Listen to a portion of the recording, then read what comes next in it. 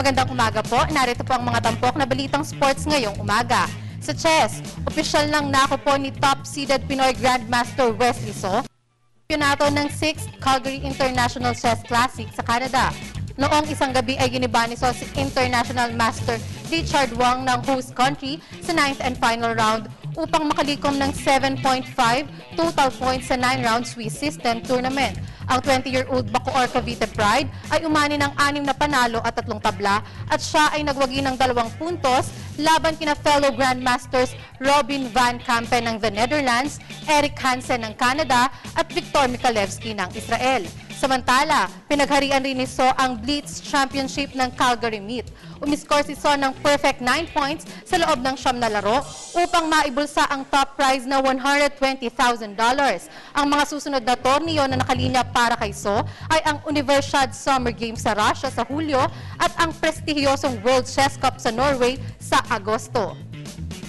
Sa boxing, dahil sa kanyang mithiing makabawi mula sa dinanas na back-to-back defeats noong isang taon, nangako si Pinoy 8th Division World Champion Manny Pacquiao na magsisipag ng husto sa ensayo para sa slugfest kontra American fighter Brandon Rios sa buwan ng Nobyembre.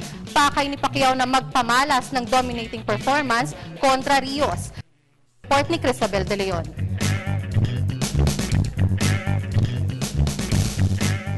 Nangako si Pinoy Boxer of the Decade Manny Pacquiao na ibubuhos ang lahat sa kanyang comeback fight kontra American Brandon Rios sa buwan ng Nobyembre. Sa panayam ng PTV Sports, ibinunyag ni Pacquiao na maglalaan siya ng 2 buwang training para sa laban at sa ngayon anya ay patuloy siyang nagpapapawis pamamagitan ng paglalaro ng basketball kung kaya't hindi na lalayo ang kanyang timbang sa 147 pounds, ang weight limit ng bakbakan nila ni Rios. Yes, bibigyan natin. Gawin natin lahat na makaya natin at siyempre, nasa boxing ako, lilipas din ako dyan sa boxing. Suportahan natin yung sports natin, especially boxing. At dahil halos 6 na buwan pa bago ang laban, nakukuha pang mag-relax ng 34-year-old Pinoy ring idol kung saan nagagawa pa niyang i-promote ang iba't ibang sports activities sa bansa. Baguio City ang inaasinta ng Team Pacquiao na muling pagdarausan ng kanilang training camp na posibleng magsimula sa 3 linggo ng Setyembre. Galing sa magkakambal na kabiguan noong isang taon, target ni Pacquiao na makabawi at makabalik sa kanyang dating pwesto sa boxing echelons sa showdown kontra Rios sa Venetian Hotel and Casino sa Macau sa Nobyembre 24. Para sa Cristabel De Leon, PTV Sports.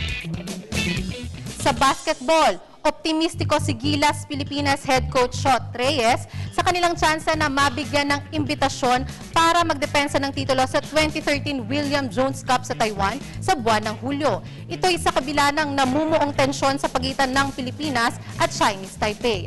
May report si PTV Sports Senior Correspondent Dennis Principe.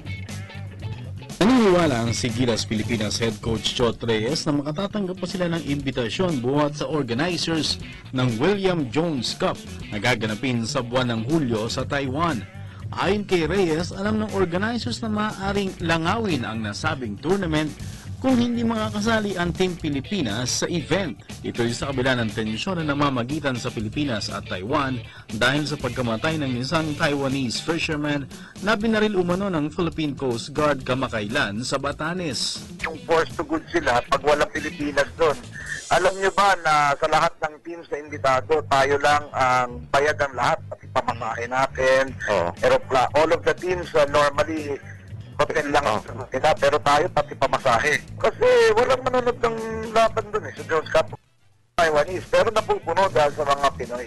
Nais naman ni Reyes na maniguron sa ginagawa nilang paghahanda sa pamamagitan ng paghahanap ng ibang tournament sakali man na hindi sila matuloy sa Jones Cup. Ngunit aminado si Reyes na hindi ganoon kadali ang paghahanap ng tournament na maaari nilang ipalit sa Jones Cup. Wala pa kaming nahahanap na paglalaroan dahil hindi yan ganun kadali. Una-una lang, Asian teams na national teams nagmaglalaro dun sa Jones Cup, almost all. Secondly, napakadali magsabi maglaro tayo sa Amerika o mag-tour sa kung saan-saan. Hindi yung ganun kadali yun. Una, mahal yun. Ikalawa, hindi rin ganun kabilis. Ang NCAA is very strict. They will not allow their teams to want to play. So, kasi off-season. Kaya hindi ganun kasimple yung makahanap bigla ng tournament on, basically, 2 months notice. Pilipinas ang defending champion ng Jones Cup nang talunin nito ang koponan ng United States sa championship ng 34th edition ng tournament noong isang taon. Naisa nang gamitin ni Reyes ang tournament bilang huling parte ng kanilang paghahanda para sa August 1 to 11 FIBA Asia Championships na iyong Pilipinas sa MOA Arena.